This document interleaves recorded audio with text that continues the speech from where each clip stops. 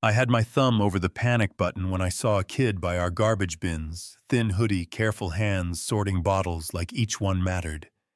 And then my daughter stepped into the frame, 7 years old. Blue eyes bright, the same little girl who hadn't spoken a single word since she was 3, and right there on our own security feed.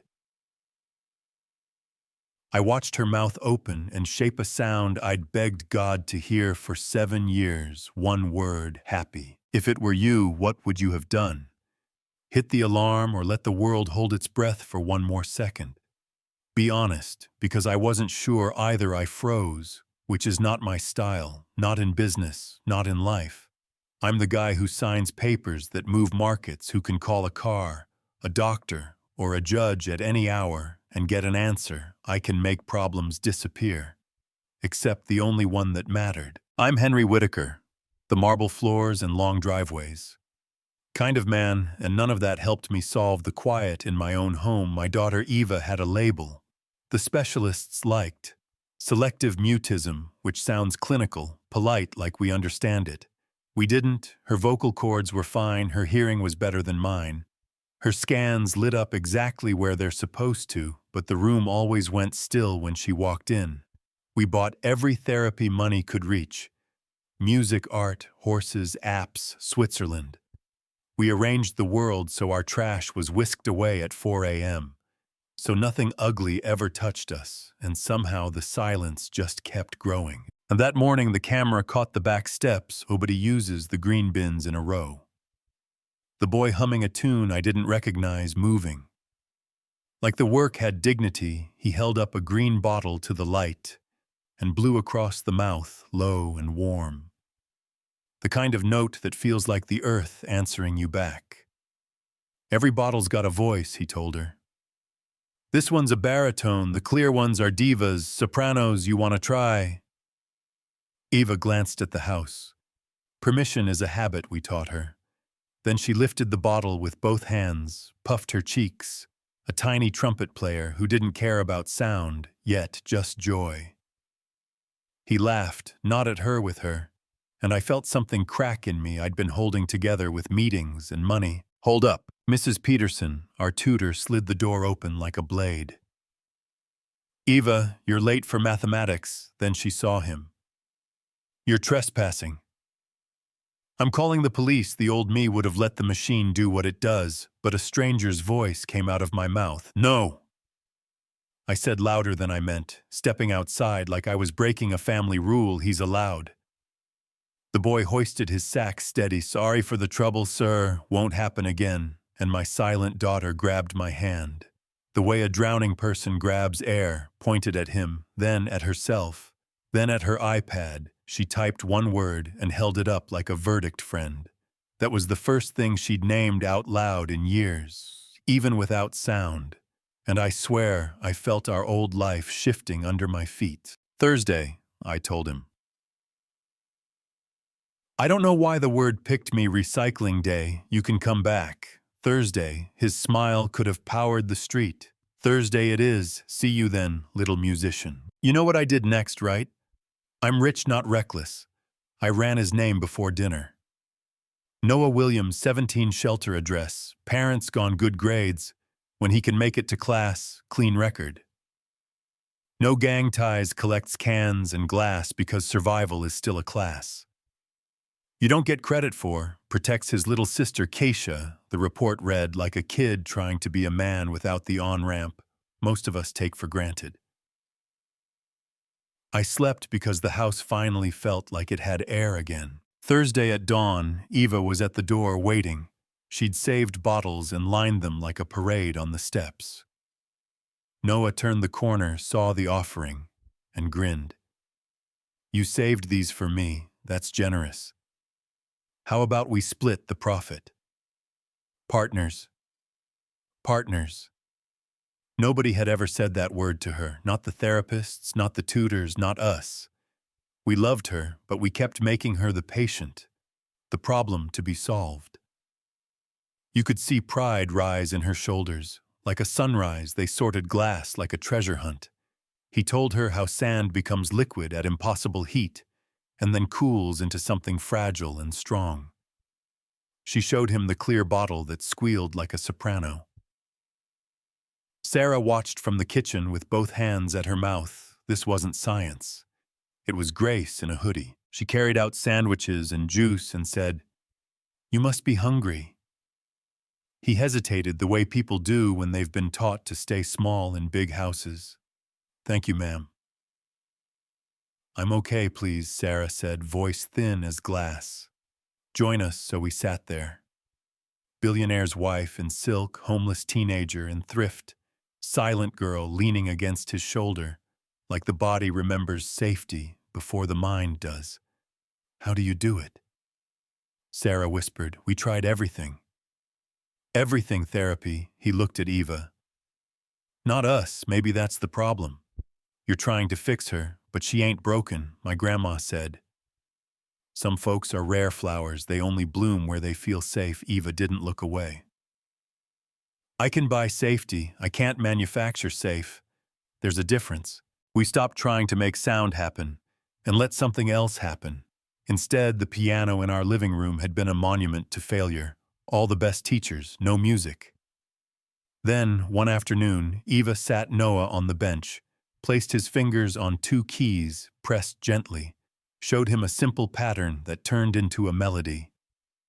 "If you were patient," Sarah cried the first time, filmed. The second, "We let Eva teach, let that land, we let Eva teach the house." Exhaled a breath I didn't know it was holding. Wait, at 2 a.m. Sirens painted Eva's ceiling blue and red. I ran before I was fully awake through the window. I saw Noah in cuffs, lips split, bruise blooming along his cheekbone. He searched the dark until he found Eva's window and smiled. Not brave like a movie, just a steady, "it'll be okay" smile. And Eva tried to scream, her whole body reaching for a sound that wouldn't come. She collapsed anyway. I was on the phone with my lawyer before I knew the charge. Because if money can't stop pain, it can at least buy time. Here's your twist. The older boys who'd been threatening his sister were minors. Noah had turned 18 last week. He fought them off, protected Keisha. And the parents decided lawsuits feel better than shame. They pressed charges. The report had all the right words. Defense, threat, restraint. But the math was cruel. 18 against 17 looks bad. No matter the truth, do you think that's fair? Eva stood in the doorway, like a little storm, hands shaking, eyes fierce. She threw her iPad. It thumped into the rug, small sound, huge message.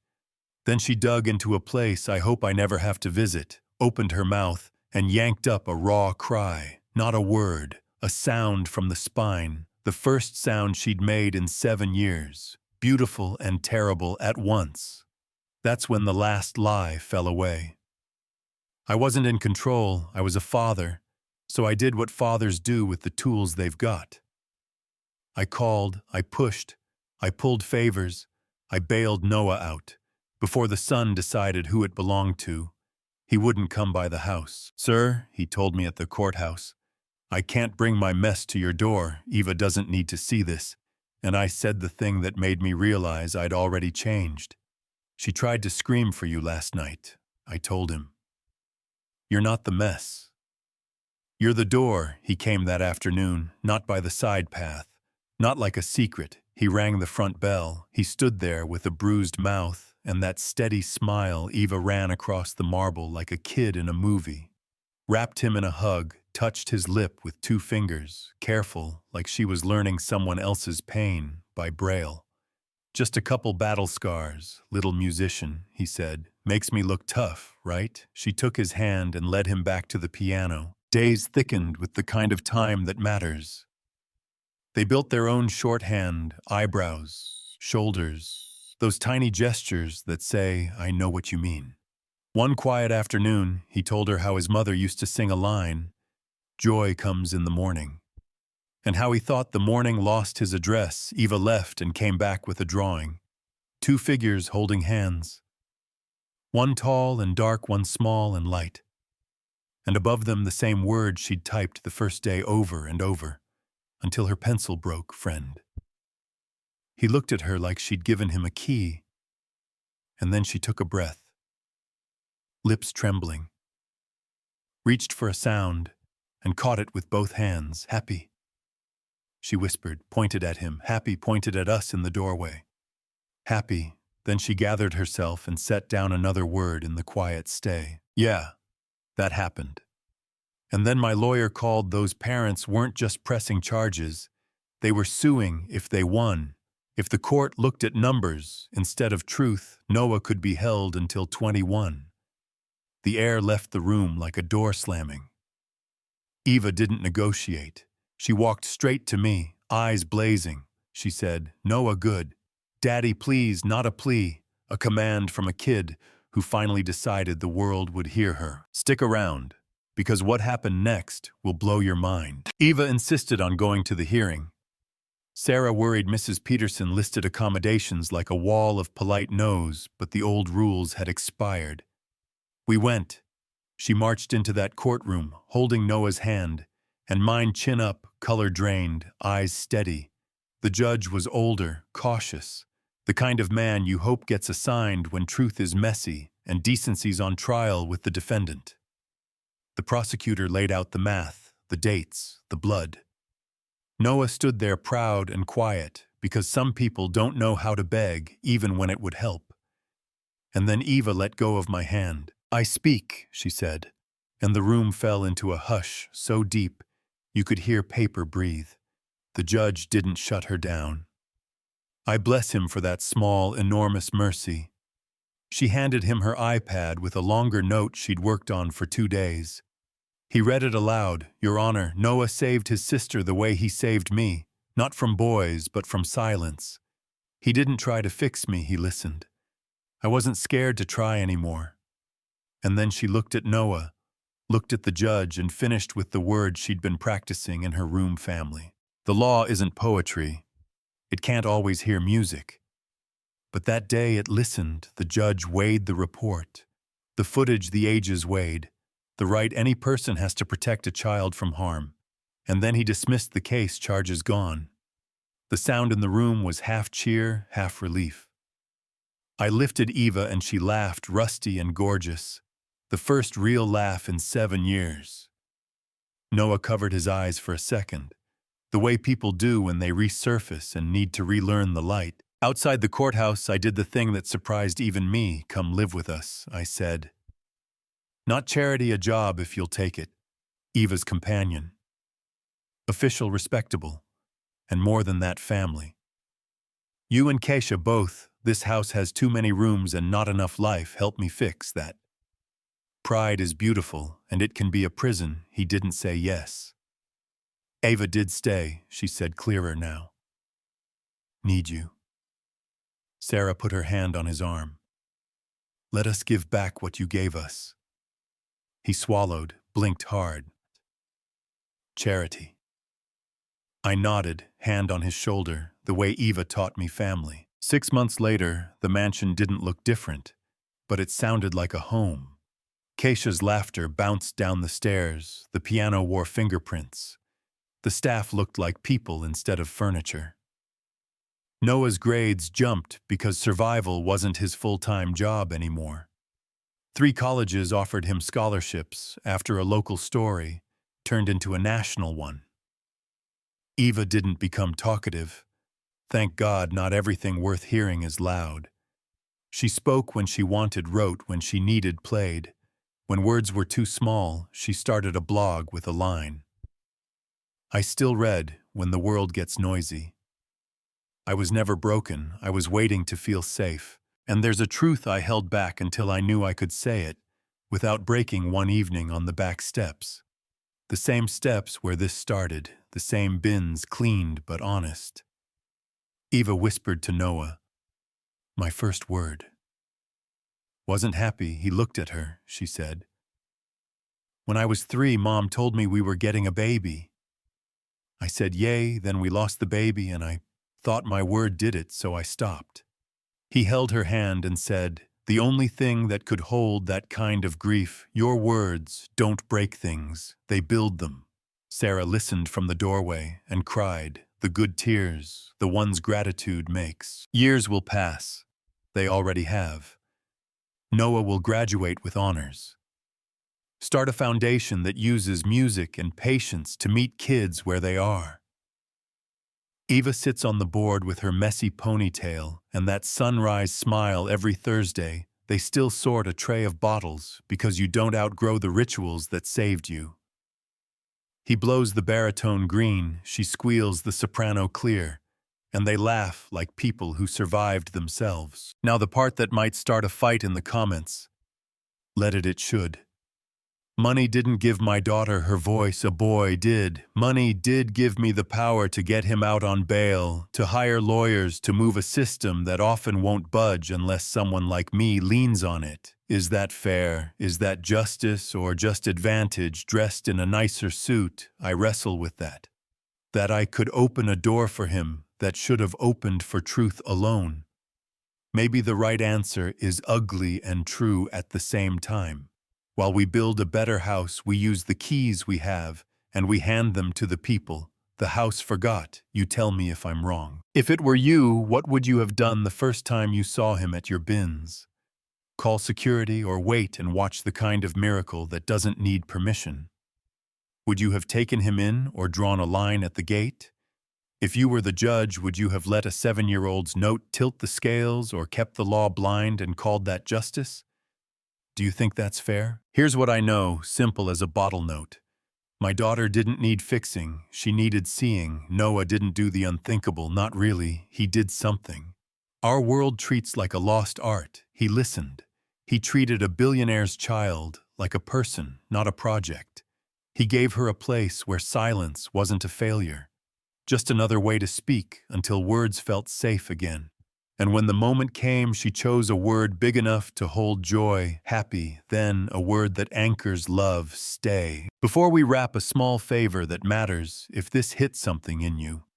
If you're a parent, a teacher, a kid sitting inside your own quiet, or someone who's felt invisible in a loud room, stick around, be part of this. Drop a comment and tell me what you would have done. Argue with me about money and justice. Share the one word that changed your life. Tell us if you've lived a story like this or borrow ours until yours arrives. And if you think more people need to hear that silence can be a choice and not a prison. Share this with someone who needs it. Hit like, subscribe, all the usual things. But do it because you believe the world gets better when we listen. Love is stubborn. It waits on back steps and turns trash into instruments. It walks kids into courtrooms and makes the law listen like a human. It moves a man who built walls to open a door and set 2 more places at the table. It's messy and brave and sometimes unfair, sometimes unbelievably kind. And if you let it, it hands you back your voice. We didn't save Noah, he didn't save us. We saved each other one Thursday at a time. And that's the truth I'll stand on, even if the comments catch fire. All right, your turn. Was I right to use my influence, or did I just prove the system bends for people like me? Should it take a rich man's phone call for a good kid to go home, or can we build a world where listening is enough? If it were you, what would you have done? Tell me where you're watching from. Drop your take below.